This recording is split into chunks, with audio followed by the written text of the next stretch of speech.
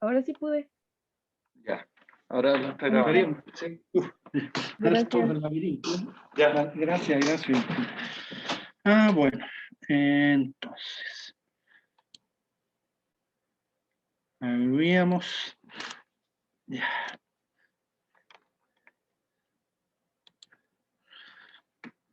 Bien, ahora sí, estamos retomando ahí el tema. Bueno, como les decía, las células tienen la capacidad de adaptarse, ya sea ante una mayor demanda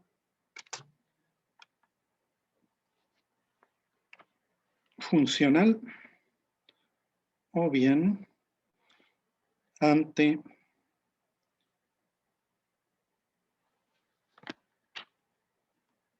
un ataque o una alteración por causas externas.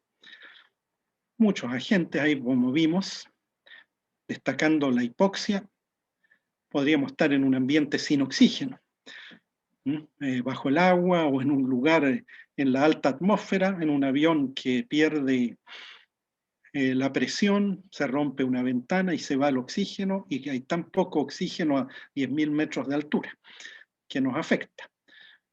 Bueno, también tenemos agentes químicos, productos tóxicos, agentes físicos, frío, calor, radiaciones, organismos microscópicos, virus, bacterias y hongos, drogas o medicamentos, reacciones inmunológicas, de autoagresión, puede ser trastornos genéticos y nutricionales. Bueno,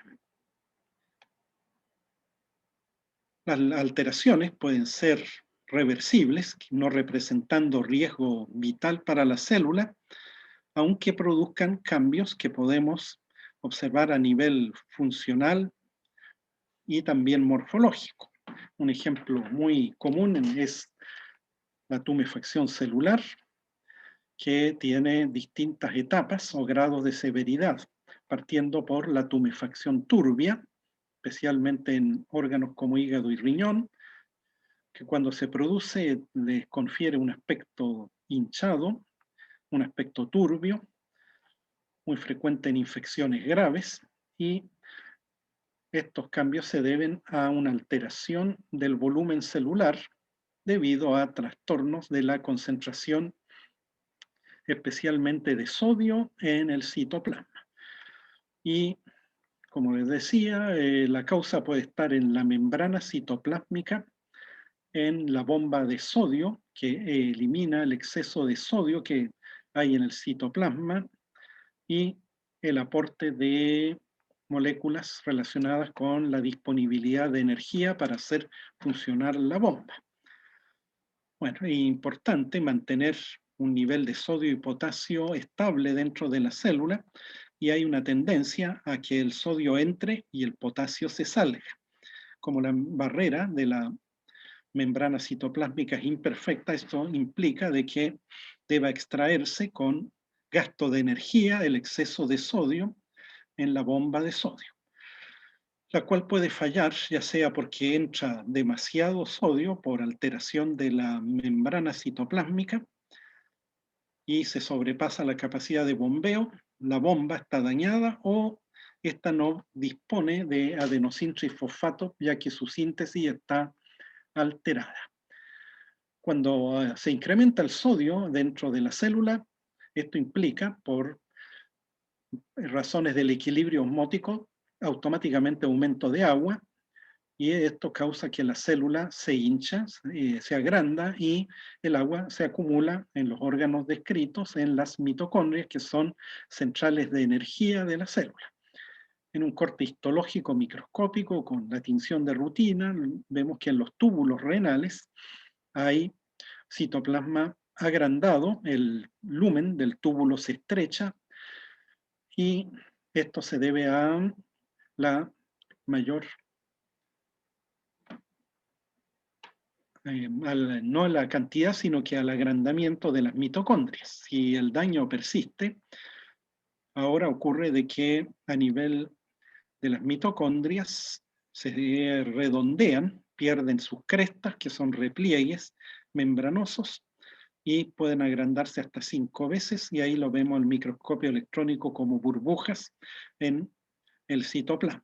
Acá el núcleo está aún normal y esto aún es reversible. Otro nivel ya es la degeneración hidrópica vacuolar, ya no microvacuolar, sino que vacuolar, en que el retículo endoplásmico, que son estructuras encargadas de producir proteínas o aminoácidos, acumulan agua y toman el aspecto de burbujas ya visibles al microscopio común o de luz. Aún es reversible, pero si los organelos ya terminan rompiéndose y acumulándose agua en una gran gota en el citoplasma, ya es una degeneración hidrópica vesicular, un daño irreversible y la célula va a destruirse. Esto es una suspensión de células aquí. Bueno, entonces la célula también puede sufrir necrosis por otros mecanismos, como iremos viendo, no solo por la hipoxia o alteraciones metabólicas, pero también nuestras células no son inmortales y aún estando sanos, tenemos muerte celular porque las células se envejecen. Y el fenómeno de la muerte natural de las células, que es algún evento programado y genéticamente controlado, es la apoptosis. Desde luego que la necrosis y la apoptosis son formas de muerte celular, pero en un organismo vivo, no en un organismo muerto. Ya. Bueno, la apoptosis se relaciona y tiene que ver con el control de muchos procesos fisiológicos, procesos adaptativos, y también aparecen fenómenos patológicos. Algunos la han nombrado como un suicidio celular, descrito mucho después que la necrosis, obviamente. Ya en la embriogénesis tenemos muerte de células, porque o si no, no se podría estructurar normalmente los tejidos. Es que, por ejemplo, sería, si no hubiera apoptosis en el embrión, sería lo mismo que en los edificios no se pudieran sacar los andamios o los entablados provisorios. En el adulto también regula fenómenos como el ciclo menstrual, que se descame el endometrio, porque si se quedara siempre pegado, no podría haber, el endometrio no podría transformarse en decidua ni renovarse cada ciclo y no habría posibilidad de reproducirse. Después de la lactancia también tiene que perderse células que se formaron para producir la leche.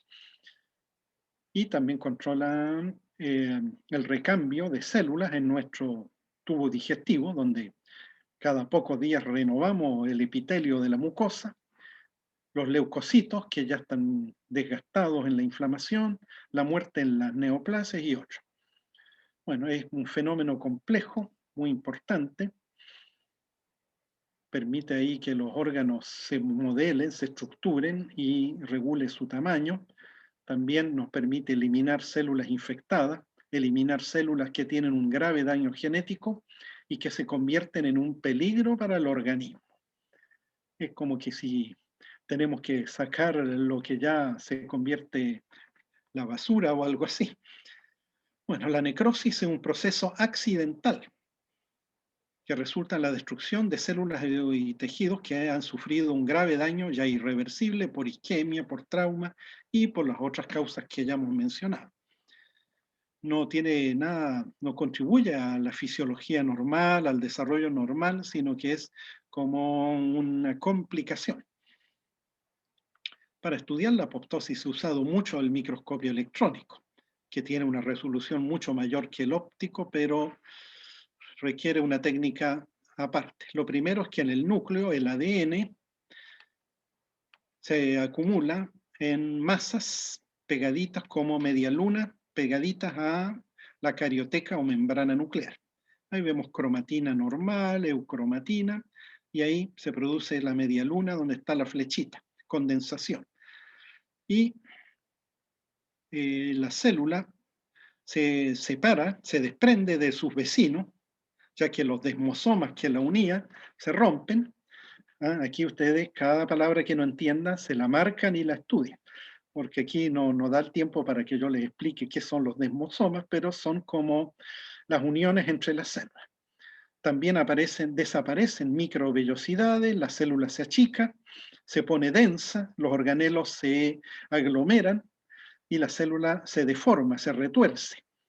El núcleo se rompe y fragmenta, se sueltan ahí las semilunas y a nivel del citoplasma podemos ver varios cambios. El citoesqueleto, que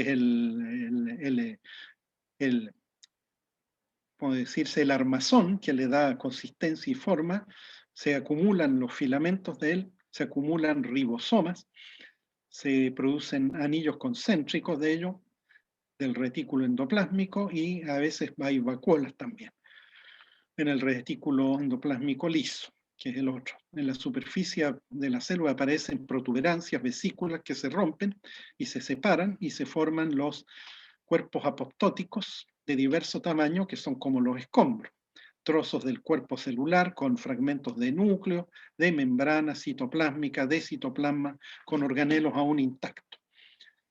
Es más fácil ver esto donde el citoplasma es abundante.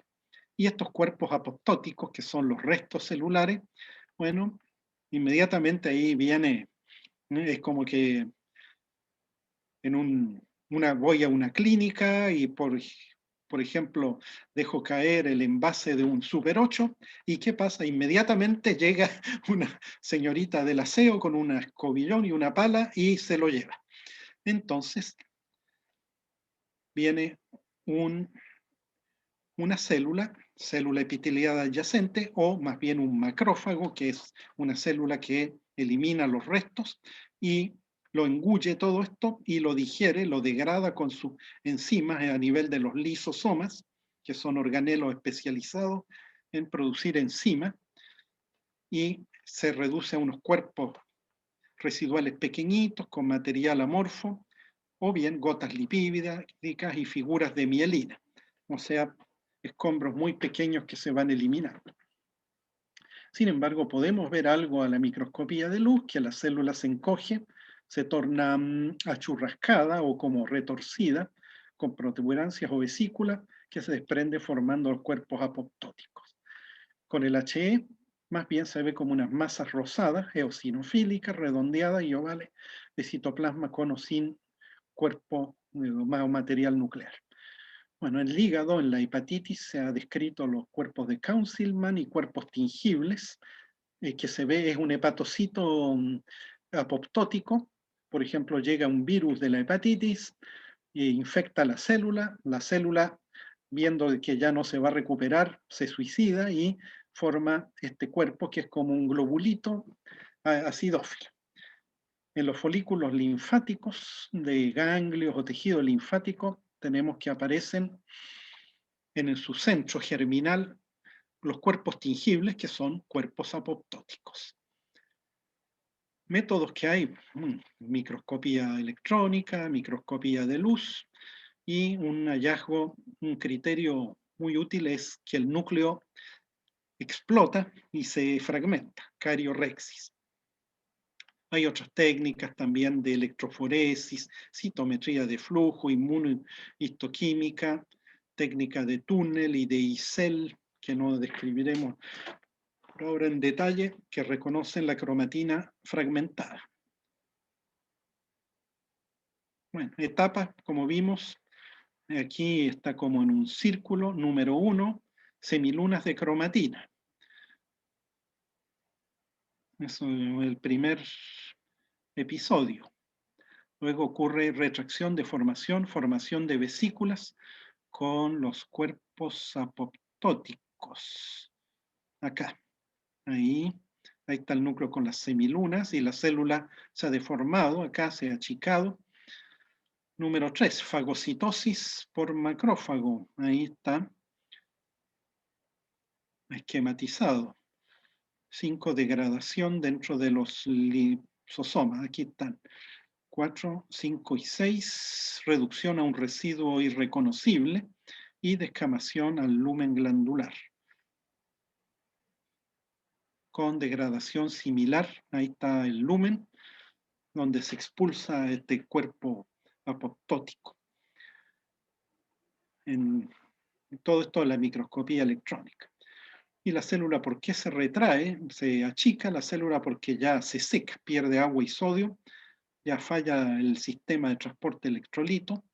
No se conoce claramente por qué se forman brotes de citoplasma y se fragmenta el núcleo, pero se ha detectado la actividad de enzimas como transglutaminasa.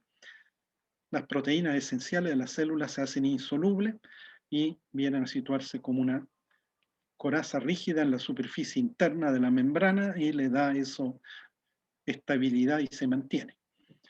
¿Por qué se produce la fragmentación del núcleo? Porque el ADN se fractura en segmentos de esta longitud, 185 pares de base, y se corta en unos puntos específicos entre nucleosomas. O sea, no es tan al azar. ¿Por qué la regulación, cómo se controla esto es un objeto de mucho estudio? Bueno, se han estudiado especialmente en un gusanito, un nematode, donde tiene 4 etapas muy definidas de su apoptosis, cada una de ellas controlada por un grupo específicos de genes CED, por su sigla en inglés, muerte celular defectuosa. Primero, señales para iniciar la apoptosis. Control e integración en que se toman decisiones genéticas como si, como dice Hamlet, morir o no, ser o no ser. Luego, si se sentencia la ejecución propiamente tal, tiene cabo y finalmente ¿qué hacemos con el cadáver? Fagocitarlo y degradarlo. Bueno, ¿qué señales ordenan la apoptosis? Pueden ser hormonas de diverso tipo. Pueden ser moléculas que regulan el crecimiento, factores de crecimiento.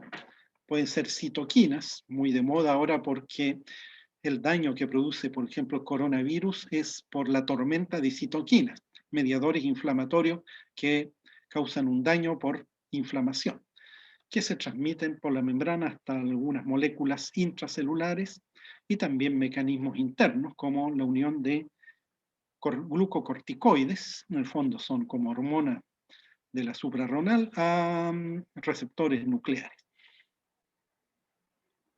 Bueno, el control e integración se realiza por proteínas que conectan las señales con el programa de la ejecución, pudiendo activar o no el sistema de muerte, como las películas de un ataque nuclear, en que ahí, bueno, tiene que haber una serie de pasos, autorizaciones y códigos para ahí activar una bomba o un cohete. Bueno, uno de estos mecanismos tiene que ver con proteínas, que esto es muy importante, proteínas de la familia BCL2, que están reguladas por un gen. Ese gen es muy importante porque está en un estado de proto-oncogen que codifica una proteína de 26 kilodalton asociada a las membranas intracelulares, especialmente de mitocondria, retículo endoplásmico y membrana perinuclear. Y está en una familia de varios genes como el VAX y el BCLX. ¿Qué es lo que hace el BCL2? Es el que frena la apoptosis, la inhibe y promueve que la célula sobreviva, mientras que el VAX la acelera. Entonces, al activarse este protooncogen BCL2, se decide o se le da a la célula, si dentro de ciertas condiciones, el don de la larga vida o de la, llamémoslo así, inmortalidad. O sea, le prohíbe suicidarse y la célula va a sobrevivir, sea como sea.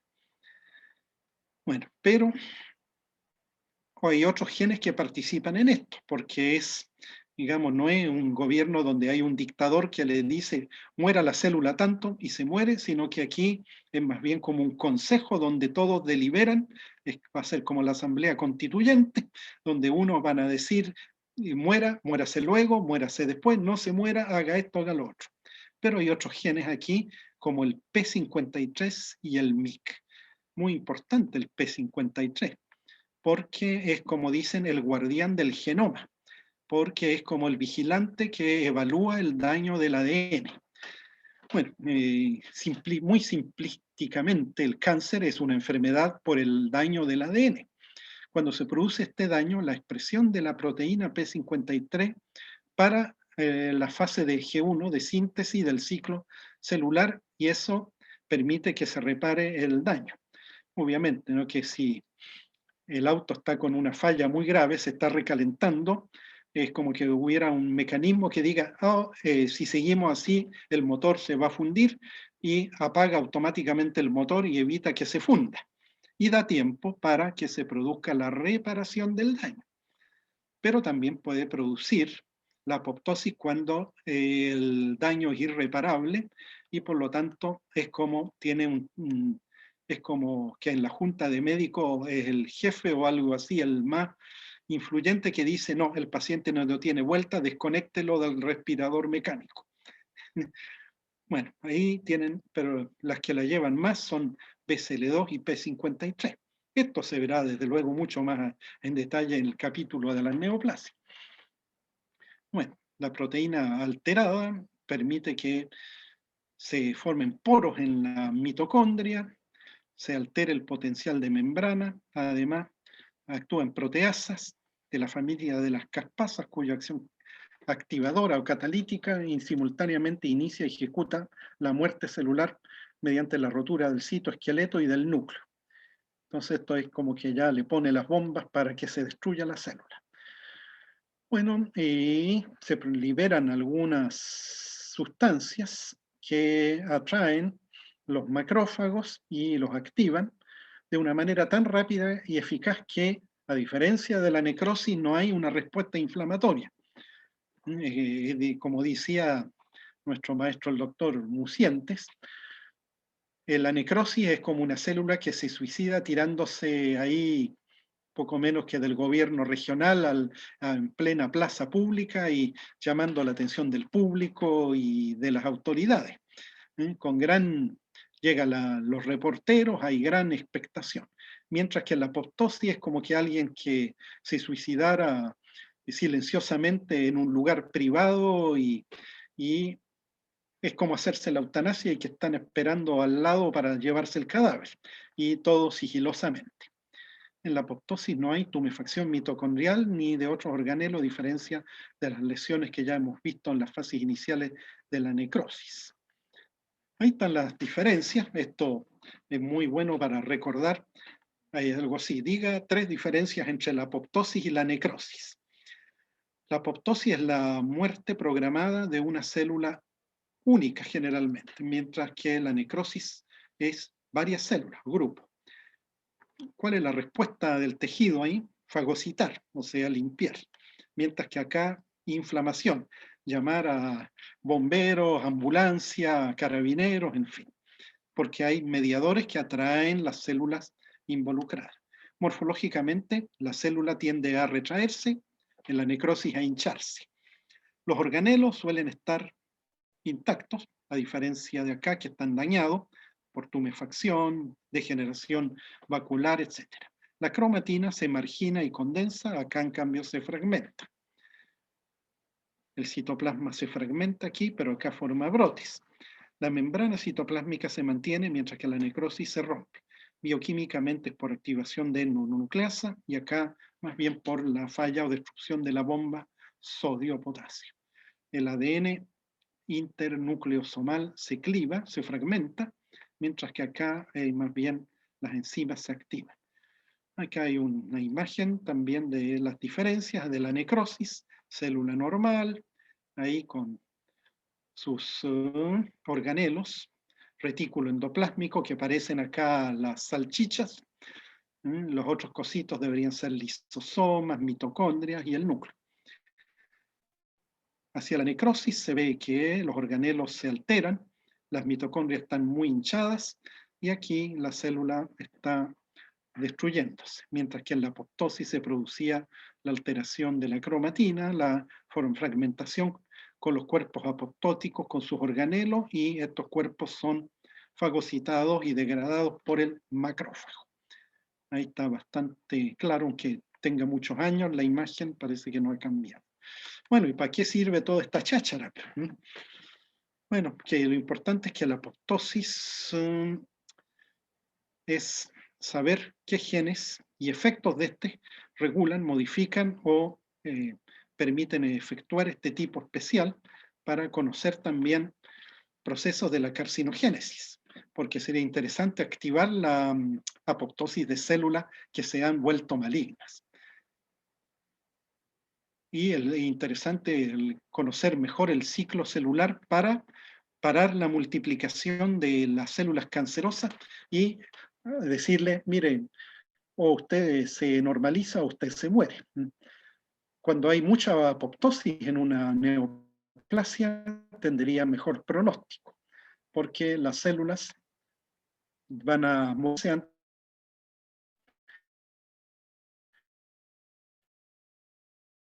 Recordemos, necrosis trampada, pero en alguien que está vivo, no en un animal o persona muerta. Cosas. Bueno, hay una serie de cambios. Porque necrosis es muy genérico y más bien tendríamos que dividirlo. En todo caso, son fenómenos independientes de la etiología. Puede ser local o focal, no tiene relación con la apoptosis, puede ser por una enfermedad, por una injuria. No es lo mismo necrosis y muerte celular. Bueno, por ejemplo, en los cortes histológicos el tejido ya está muerto. ¿Por qué? Porque lo matamos con el fijador, con la formalina, que lo mata pero conserva su estructura. Por ejemplo, a alguien le puede saquémosle un ganglio linfático, el ganglio está vivito y puede vivir minutos, media hora, sus células. Eso permite los trasplantes. Por ejemplo, a alguien le sacan el riñón y lo ponen en hielo y ese riñón está ahí latente, pero no está necrótico, porque no tendría ningún sentido poner un órgano muerto o necrótico. Bueno, se mantiene vivo, pero si queremos estudiarlo y tomarle una muestra, la vamos a tener que matar las células fijándolas. O sea, el tejido fijado está muerto, pero no necrótico, per se. Bueno, la muerte celular se produce mucho antes que los cambios de necrosis se puedan ver claramente con el microscopio de luz, a menos que usemos trucos o técnicas especiales. En el núcleo, en la célula, sufre picnosis, que es encogimiento y mayor densidad, cariolisis, que es disolución, o lisis, y la cariorexis ya mencionada, que es fragmentación. En el citoplasma se ve que se condensa, se torna muy rosado con el HE, pierde la estructura y se fragmenta. Causas que pueden causar isquemia o anoxia, falta de oxígeno. Agentes físicos, radiación, calor, frío, químico, ácido, álcali, tóxico, agentes biológicos, microorganismos, hipersensibilidad. Bueno, también el efecto va a depender de la duración y de la intensidad de la acción de los agentes.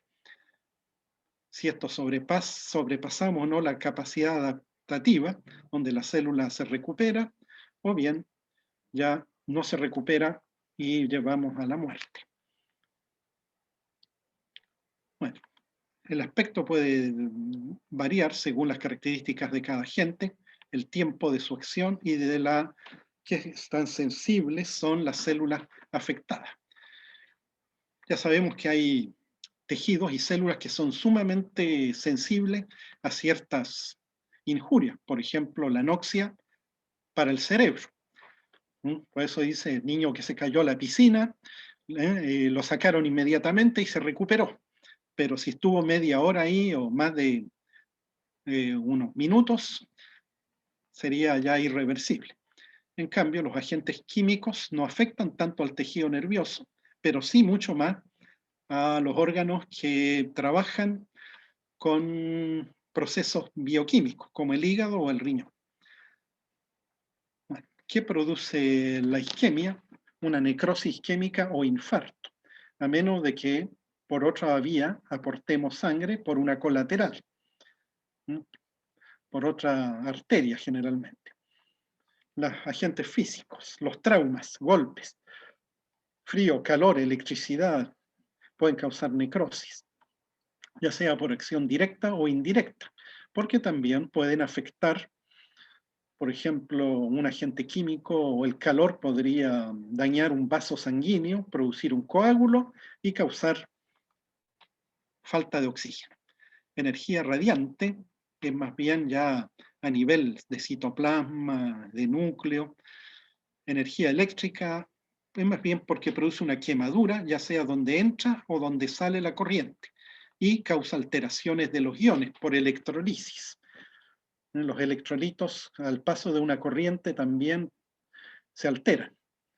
El frío causa isquemia, también puede en la congelación cristalizar el citoplasma y matar la célula. El calor puede quemar, carbonizar incluso un tejido, puede coagular el tejido, puede inactivar las enzimas o causar que haya una actividad metabólica, bioquímica tan acelerada que se acumulan residuos ácidos.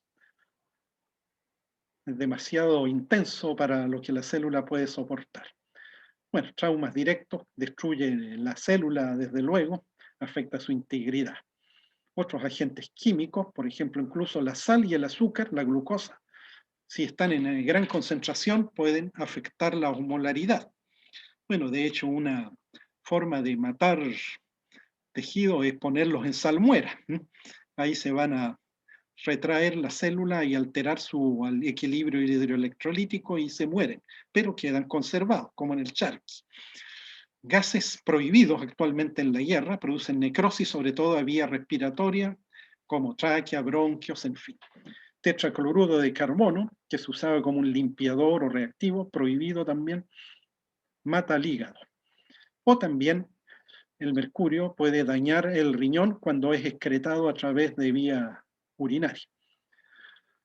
Bueno, y bacterias, virus, hongos, protozoos elaboran o producen toxinas que son venenos, especialmente de las bacterias, causando necrosis como en el hígado. Hipersensibilidad, ya un mecanismo donde se producen anticuerpos contra gatillados contra tejido, y eso puede gatillarlo también drogas o enfermedades con que predisponen a producir anticuerpos contra órganos como la tiroides, los vasos, el corazón. Los aspectos morfológicos se deben a los cambios metabólicos y enzimáticos. Mediante el microscopio de fase contrastada, que usa unos filtros especiales y filmar células con técnicas microscópicas, se ha podido en modelos experimentales estudiar estos cambios. Si nos imaginamos una célula ya dañada, con fines nada más que para enseñar, se podría entender más o menos bien los eventos que vienen desde una lesión reversible, subletal, hasta la muerte. Y los periodos, al menos teóricamente, sería primero lesión subletal en que hay alteraciones reversibles o compatibles con una sobrevida prolongada, que serían la tumefacción turbia celular y la degeneración hidrópica. Segundo, un periodo de agonía, donde ya entramos daño irreversible con la degeneración vesicular, en que ya era el retículo endoplásmico que formaba vesícula. Y el tercer periodo, donde parte un poco difícil de decirlo en las primeras horas, uno es aplicar un colorante vital, y al ver que la célula lo toma, quiere decir que ya está tan alterada que no impide la célula que el colorante entre al citoplasma y al núcleo. Y ya se habla de necrobiosis, dura unas horas, 6 a 8 horas. Se podría determinar aplicando un colorante que normalmente la célula no lo tomaría, pero aquí lo toma, porque ya no se opone a la entrada de este. Finalmente ya vemos en la necrosis establecida picnosis, cariorexis, cariolixis, eosinofilia del citoplasma, pérdida, por ejemplo, en el músculo de las estriaciones, de las fibrillas miocárdicas, y también se le denomina necrofanerosis a este periodo. La picnosis, que viene de picnos, grueso o denso en griego, es que el núcleo se retrae por condensación de la cromatina. Se ve muy denso y basófilo o se tiñe mucho con la hematoxilina. Ahí se podía ver un núcleo como un puntito chico, muy, muy oscuro y condensado en esta célula que ya también está retraída. Cariorexis, acá en cambio fragmentación del núcleo, que lo pueden ver como pequeños fragmentos de cromatina, y cariolisis es la disolución, célula necrótica y sin núcleo. Bueno, necrolisis ya la desintegración, disolución y remoción de la célula necrótica, generalmente por respuesta inflamatoria y fagocitosis. Si es que no nos morimos por el infarto o lo que fuera, que está pasando, el envenenamiento u otro, el frío. ¿Qué es autólisis? Ahora, autólisis es la disolución o digestión de los tejidos porque las enzimas intracelulares se liberan al morir la célula y prácticamente después de la muerte todos los tejidos del organismo a una velocidad distinta sufren las autólisis si no bloqueamos las enzimas. Esta autólisis es muy variable. Eso es importante para nosotros porque para el estudio de los órganos con lesiones. Por ejemplo, que a una señora le diagnostica que tienen un cáncer dentro del útero. Y ya va se hospitaliza y la operan y el ginecobstetra, el cirujano, le saca el útero y se lo ponen en una caja o algo así y le echan formalina, pero no lo abren. ¿Qué pasa? De que como no matamos ese tejido a tiempo, va a sufrir la autólisis y el endometrio, que es donde la parte interna del útero, donde estaba la lesión, se va a autolizar, se va a perder su estructura y no nos va a servir para el estudio. Bueno, el tejido conjuntivo, por ejemplo, el subcutáneo, es muy duro, se autoliza lenta, en cambio, tubo digestivo, en el estómago, que tiene enzimas, el páncreas, que tiene enzimas, tantas enzimas que la autólisis es casi inmediata, muy rápido. Hígado, vaso, riñón y el músculo resisten algo más. Luego, si ya, suponiendo después de la muerte, las bacterias del intestino llegan al hígado o a otros órganos autolíticos, se agrega la putrefacción, que es catalizada por enzimas de las bacterias. Entonces aquí hay que distinguir varios fenómenos: apoptosis, necrosis y autólisis, y luego putrefacción. Tipos de necrosis. Bueno, no son todas iguales, más encima. Uy, estamos pasados en la hora. Pero con la pana me van a perdonar un poco. Si tienen tiempo, si no, ahí para otra vez lo haremos más a tiempo. Pero ahora es fundamental saber qué tipos de necrosis son visibles. Uno de los más comunes y asociado a la hipoxia por falta de circulación es la que se ve en los infartos, salvo el del cerebro. También en algunos tumores malignos de rápido crecimiento. Aquí se ve un corazón que tiene un infarto, está con hemorragia porque sus vasos se rompieron y el tejido está alterado, con un cambio de color en la zona y una ruptura grave. Pero eso toma tiempo. Entre que se produce el infarto y que vemos esto han pasado probablemente horas o incluso varios días. Hay que recordar cómo es el miocardio normal, en que aquí vemos, sin embargo, acidófilo el tejido y ha perdido los núcleos. También algunos leucocitos en el intersticio, pero dentro de las células miocárdicas, tal vez aquí se ve uno medio lítico. Entonces lo que se ve es la estructura, podemos reconocer la estructura del tejido por las siluetas o fantasmas. Por lo tanto, es una necrosis que respeta más o menos la estructura. Necrosis estructurada, coagulativa, porque se homogeniza el tejido, pero se pierden los núcleos y las estriaciones. La imagen acá muestra un miocardio normal con su núcleo. Con más aumento pero se ven filamentos de actina y acá está necrótico total. Pero se puede ver que tiene células alargadas, que tienen citoplasma muy acidófilo y homogéneo, sin estriaciones y ha perdido los núcleos. Eso es una necrosis coagulativa y estructurada por la hipoxia. Otra necrosis estructurada es un infarto del riñón. Todo el tejido amarillo, vemos, y la estructura donde está la corteza y las papilas. Aquí se ve mucho más detallado, de un color blanco amarillento. Al microscopio todavía reconocemos la estructura renal, aunque muy borrosa, con algunos glomérulos y túbulos. Aquí todavía aparece un glomérulo. Los capilares se rompen y hay hemorragia, pero es poca, y se ven los fantasmas de los túbulos, pero no vemos los núcleos. De nuevo, una necrosis estructurada. En el vaso lo mismo. ¿Por qué toman la forma triangular? Eso es por la forma en que se ramifican las arterias, porque tienen la distribución vascular aquí y en el riñón es en forma piramidal o triangular. Bueno, hay otras formas muy especiales de necrosis de coagulación, la de caseificación, que la vemos en el tejido necrótico en la tuberculosis, y la necrosis seria o de Senker.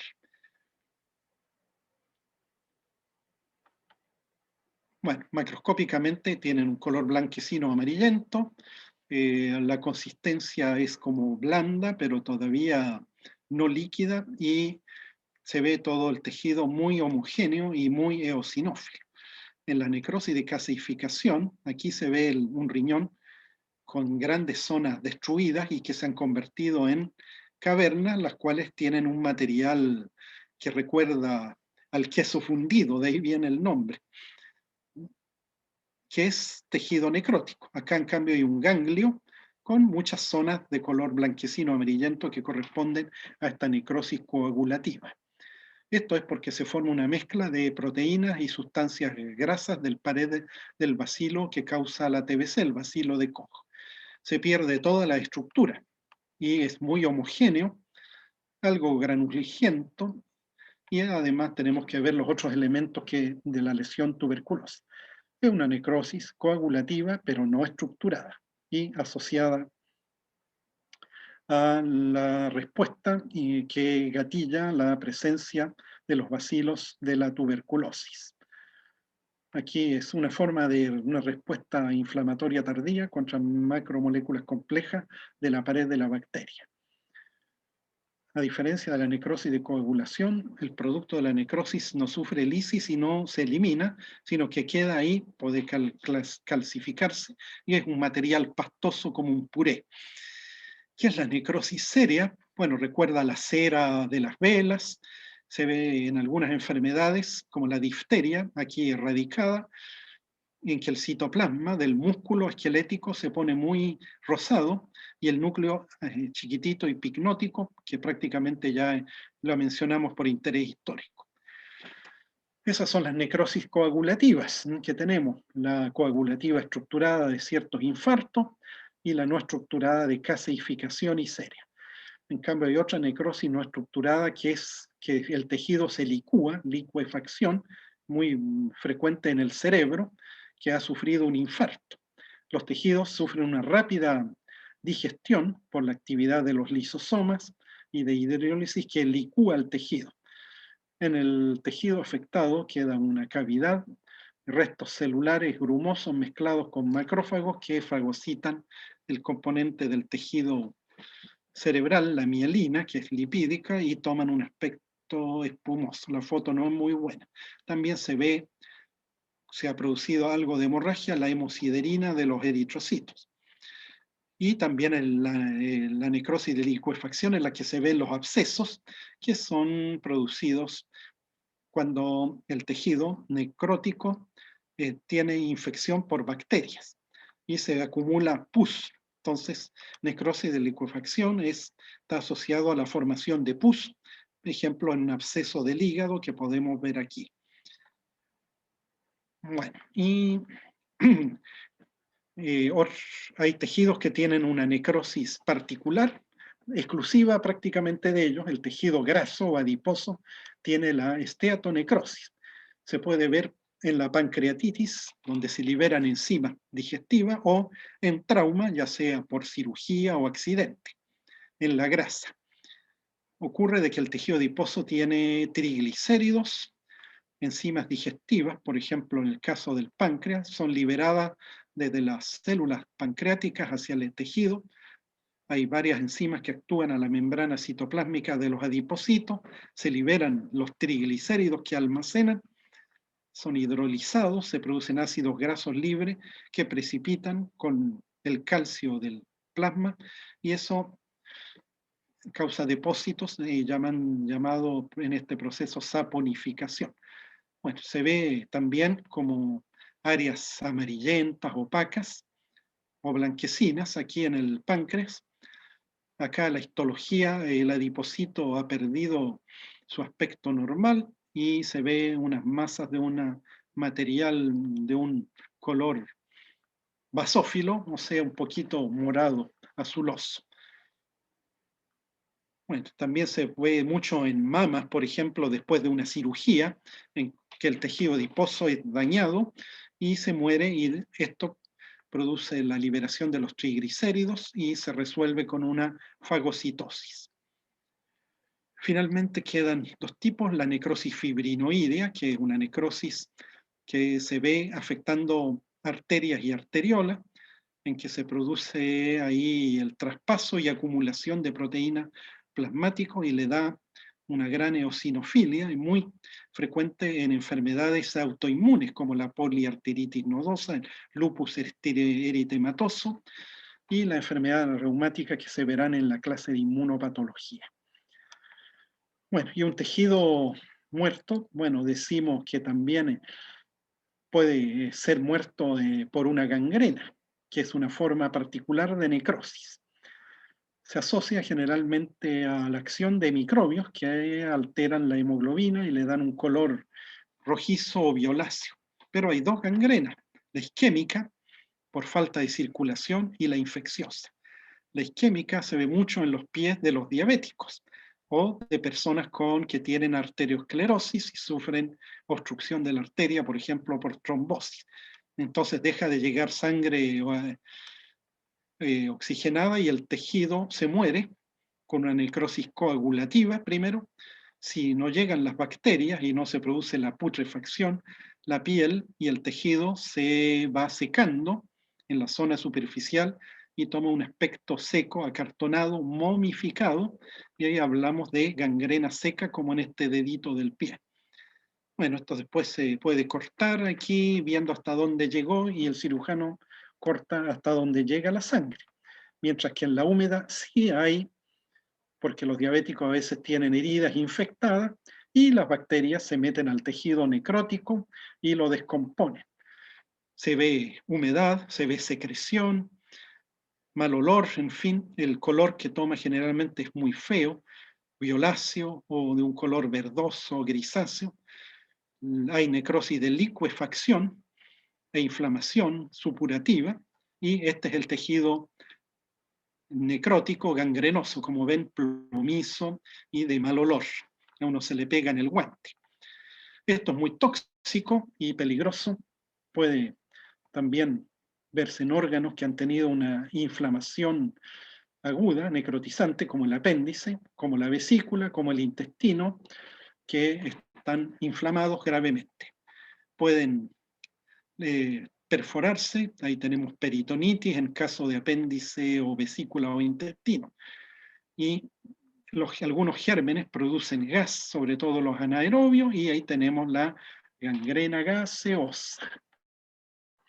Eso es el tema para resumir. Entonces, van a tener que leerlo y verlo. ¿No? Si acá uno ahora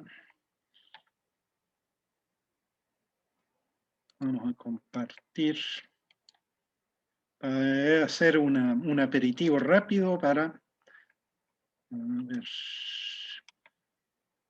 Ya, estamos compartiendo. Bueno, están viendo acá los casos, supongo. Bárbara, nos estamos viendo. Los Yo casos por lo menos tienen... no los veo todavía. ¿Ah? Que yo por lo menos no los veo todavía. Ya, voy a tener que ver... Voy a pasar a compartir ahora esto. Ahora sí. Sí. Bueno, tienen una portada que está más atrasito. A ver. Repágina, repágina. No. Bueno, son 6 casos en que viene un enunciado acá y dice ahí una breve historia. Ojo que aquí los casos están pensados para que los vean también los de medicina, pero hay que tener alguna consideración que no se les puede exigir a ustedes entender todos los datos que aquí se dan. Pero nos dice, hombre de 71 años, por lo tanto, edad adulto mayor. Siempre vamos a tener que fijarnos si es hombre o mujer, si es joven o viejo. ¿Qué antecedentes tiene? Hipertensión arterial. Bueno, si es hipertenso significa que su sistema circulatorio ha estado sobreexigido y va a requerir una adaptación, pero está en tratamiento y además fuma. Dice que ha tenido dolor precordial, o sea, en la zona del corazón, que se le irradian hacia el hombro y brazo izquierdo ya hace 3 días, sufre un paro y no responde. Entonces, ahí está la imagen del corazón. Aquí está, hay que ver dónde está la lesión, pero tenemos un tejido adiposo cubriendo la superficie, pero aquí se ve como una rotura, se ve una hemorragia y aquí una pared adelgazada. Hay que mirar cómo es un corazón normal, entonces. Este es como el aperitivo. Viene el corte histológico, ahora que nos muestra el miocardio aquí. Sería esto el interior, pared con el miocardio, tejido adiposo y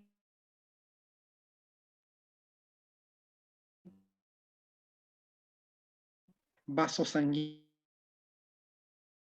que tienen una pared chica. ¿Qué pasa con la del tejido o de la autopsia? Nos muestra estas células alargadas del miocardio, donde podemos ver que el citoplasma es muy homogéneo, muy rosado, no hay núcleo y además aquí hay algo de eritrocitos afuera. Con más aumento también se ve lo mismo, no vemos estriaciones, no vemos núcleo y esto está, la estructura lo reconocemos. Entonces ahí hay que pensar qué diagnóstico hacemos y por qué. Si estamos hablando de clase de necrosis, si el órgano es el corazón, ¿qué necrosis sufre el corazón? ¿Por qué? ¿Cómo se manifiesta? Y en eso van a emitir el diagnóstico. Caso 2, ahora una mujer bastante joven que ha tenido síntomas como transpiración, astenia y adinamia, falta de energía, debilidad, tos, baja de peso. A los rayos le diagnostican una neumonía del lóbulo inferior izquierdo, se le da antibiótico por 15 días, no responde eso, la broncoscopía, solo edema, se hace un estudio citológico del lavado de bronquio alveolar, sale exudado de polimorfo nuclear, el linfocito macrófago y se opera. Se le saca la lesión que está aquí. Se supone que es tejido pulmonar, pero tiene esta zona irregular con este material amarillento, en parte se ha perdido, irregular, y si vamos a ver la estructura ahora, no se ve la estructura normal del pulmón con los alveolos, los bronquios bronquíolos, sino que pequeño espacio, un gran infiltrado y acá una masa amorfa, acidófila, sin estructura, y acá se ve puntitos que son leucocitos infiltrando el tejido. Con más aumento, fantasmas de células, pero ninguna estructura. Bueno, y ahí hay que ver qué tipo de necrosis y por qué es. Caso 3, mujer anciana, hipertensa, con pérdida de conciencia y que no se recupera. Este es su cerebro, que está bastante bien la corteza, pero tiene áreas como que le faltara, lo hubieran hecho un sacadito aquí, pérdida de tejido de la corteza con un color ocre. A la histología, bueno, se ve el tejido cerebral con sus vasos sanguíneos, pero acá no hay estructura ninguna, sino que una masa amorfa, como que se hubiera licuado y hay unas células gorditas, redondas. Acá el tejido viable tiene otras células y unos puntitos del estroma, y con mucho aumento vemos que estas células son como granulares y deberían ser células que están recogiendo material, restos de tejido y proliferación de tejido reparativo. Cerebro, qué tipo de lesión y por qué. Caso 4, una historia bastante larga de un alcohólico con dolor abdominal que hace insuficiencia respiratoria, se plantea un infarto, pero se descarta y él nos muestra en el páncreas, que está aquí, con su tejido adiposo, y en ciertas áreas unos focos en el tejido adiposo de un color como una yema de un huevo duro, opaco, y en la histología este tejido tiene hemorragia, pérdida de la estructura al tejido glandular, y el tejido adiposo también tiene esta alteración con pérdida de núcleo y estos depósitos de un material más bien en partes celeste y en otras partes rosado. Y entonces, ¿qué necrosis ha sufrido el tejido adiposo y por qué? Caso quinto, un riñón en un paciente que murió por unas complicaciones del cerebro, con un área alterada en su coloración, pero no muy evidente. Sin embargo, toman un margen amarillento,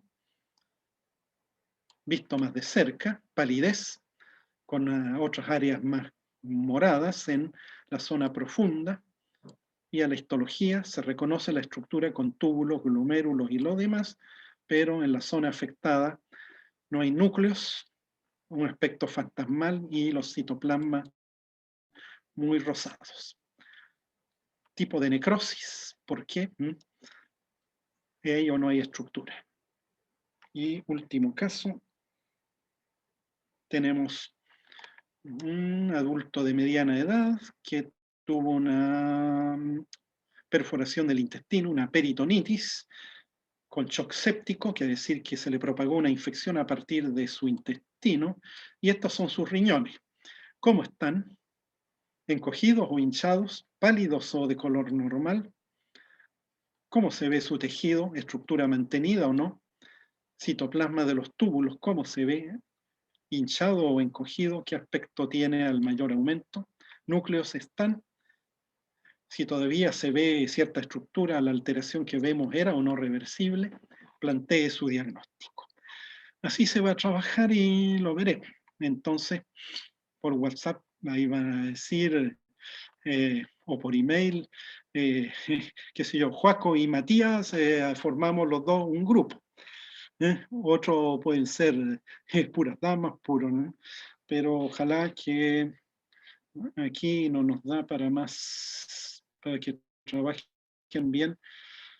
Uh-huh.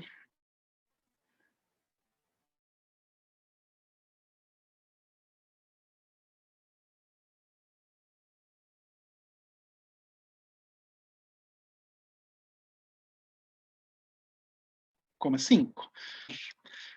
A cada seminario una nota, se va a promediar y eso vale el 30% de la nota, el resto son los certámenes que cada uno vale 35%.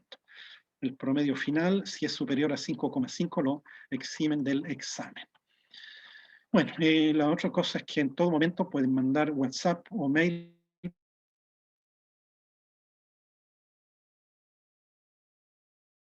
preguntando dudas, así, o informando de algún problema, porque todo se puede recuperar en algún momento. También se puede hacer un repaso de los temas previos al seminario en un momento que les acomode. Sobre todo porque la idea es compensar el que no sea esto presencial, y que hagan la pregunta al tiro o pero si se les ocurre cualquier cosa, lo pueden preguntar, ahí uno está siempre disponible. Entonces sería el lunes próximo a las 12 y se verían los casos. Y ahí ojalá ya con grupos conformados, pero va a ser como un diálogo entre ustedes y yo, y ahí para ver cómo ir trabajando esto y relacionándolo con los temas. Bien, pues en aras de la hora estaríamos terminando y el que quiera ahora puede hacer alguna pregunta, pero ya iremos finalizando y suponemos que iremos más rápido en las próximas. Bien, entonces mucho gusto de recibirlos y aquí voy a finalizar ya. Eso